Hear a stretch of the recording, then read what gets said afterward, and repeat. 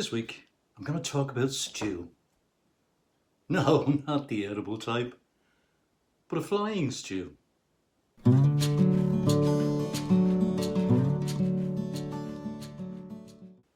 Okay, so you see a group of birds and you wonder what they're called.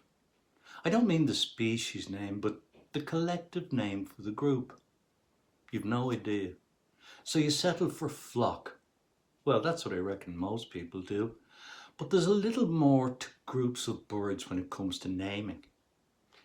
Even the specific names for these groups of different birds are themselves strange. They're called nouns of assemblage. Collective names for groups of animals, birds in particular, have always fascinated me. None more so than the collective name for a group of oyster catchers, which is, believe it or not, a stew. Yes, a stew. Not an Irish stew, just a stew of oyster catchers. If you prefer, you can choose to call them by their other collective name, which is parcel. Who thinks up these names? You know, I might just look into this subject a little more closely in the future. Maybe even devote an episode of Wildlife Wednesday to the subject. But let's leave it at that for today and concentrate on oyster catchers. Oyster catchers are a resident species in Ireland, but their numbers are boosted every year by the arrival of large numbers of foreign visitors from Iceland and the Faroe Islands. The majority of these birds spend their time here between the months of September and March.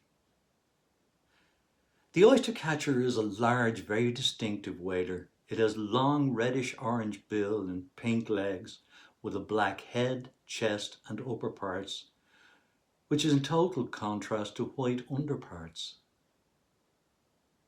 Its nesting preference is for shingle beaches, dunes, salt marshes and rocky coastal shores. Oyster catchers don't build nests as other birds do, but generally use scrapes in the shingle or sandy shoreline. They have even been known on occasions to adopt a practice known as egg dumping, which means laying their eggs in other birds' nests, which we all know is the common practice used by cuckoos. Their main food resources, according to Birdwatch Ireland, includes, no, not stew, but rather the larger invertebrates, particularly cockles and mussels, that proliferate along sandy coasts. Their diet, despite their name, rarely includes oysters. They also occasionally feed on grasslands where they prey on larvae and worms. But staying with their main prey, cockles and mussels, you might wonder, how do they open the shells of these creatures? Well, apparently they have two different methods of opening these difficult prey items. The first method, employed by individuals with shorter, blunt beaks, is to hammer through the shell. The more common method, employed by birds with longer, pointier bills, is to use these bills as a tool to prise apart the shells. Nature is incredibly inventive when it comes to solving difficult problems.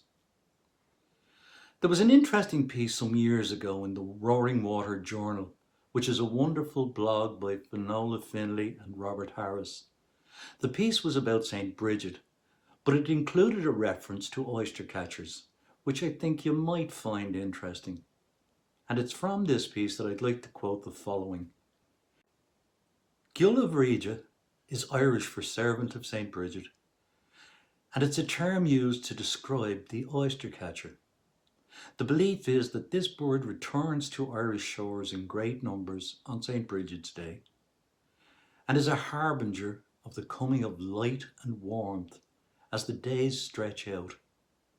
Now, this is certainly a lovely romantic notion, but having already said that oyster catchers are resident all year round and that their population swells during the month of September through March, I'm afraid I can't see how this could be true.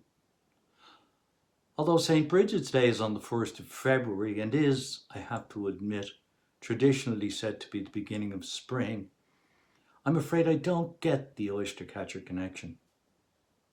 But as I've already said, it's a lovely little story, and a little romance will do none of us any harm. So let's just leave it at that and take a look at today's slideshow of this wonderfully attractive waiter.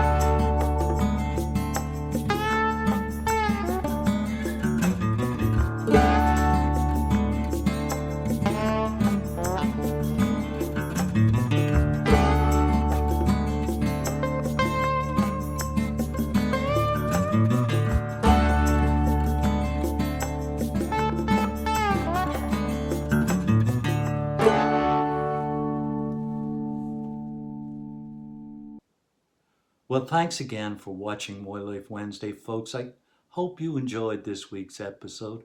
And if you did, I'd be grateful if you'd give it a like and subscribe to my channel.